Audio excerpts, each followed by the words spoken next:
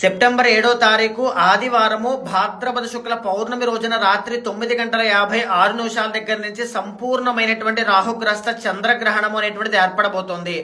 3:30 గంటల సేపు ఉండేటువంటి ఈ చంద్రగ్రహణము 8వ తారీఖు 12 దాటిన తర్వాత 1:56 దాకా ఇది కంటిన్యూ అవుతుంది అని చెప్పచ్చు.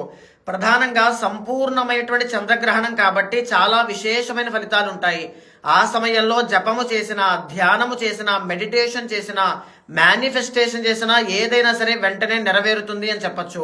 ప్రధానంగా ఈ సంపూర్ణమైనటువంటి చంద్రగ్రహణం వల్ల అన్ని రాశుల మీద విభిన్నమైన ఫలితాలు పడుతున్నాయని చెప్పచ్చు. మేషరాశి వాళ్ళకి కావచ్చు, ధనస్సు రాశి వాళ్ళకి కావచ్చు, కర్కాటక రాశి వాళ్ళకి కావచ్చు, వృశ్చిక రాశి వాళ్ళకి కావచ్చు, ఈ గ్రహణం ఎలాంటి ఇబ్బందుల్ని చేకూర్చదు. ఇన్ఫాక్ట్ ఇంకా చెప్పాలి అంటే చంద్రగ్రహణం వల్ల వీళ్ళకి ఇంకా మంచి జరుగుతుంది. ధనలాభాలు అనేటువంటివి కలుగుతాయి, శుభకార్యాలు అనేటువంటివి జరుగుతాయి, కష్టాల నుంచి బయటకు వచ్చేటువంటి యోగాలన్నీ కూడా వీళ్ళకి కలగబోతున్నాయి అని చెప్పచ్చు.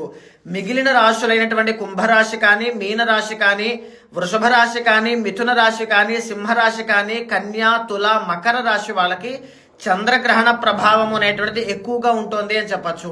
మిగిలిన రాశులు, ఇప్పుడు నేను చెప్పిన రాశులు వాళ్ళందరూ కూడా 8వ తారీఖు సూర్యోదయం అయిన తర్వాత దగ్గరలో ఉండే శివాలయానికి కానీ, దగ్గరలో ఉండేటువంటి బ్రాహ్మణులకి కానీ నేను చెప్పినటువంటి దానాలు దానంగా ఇవ్వండి.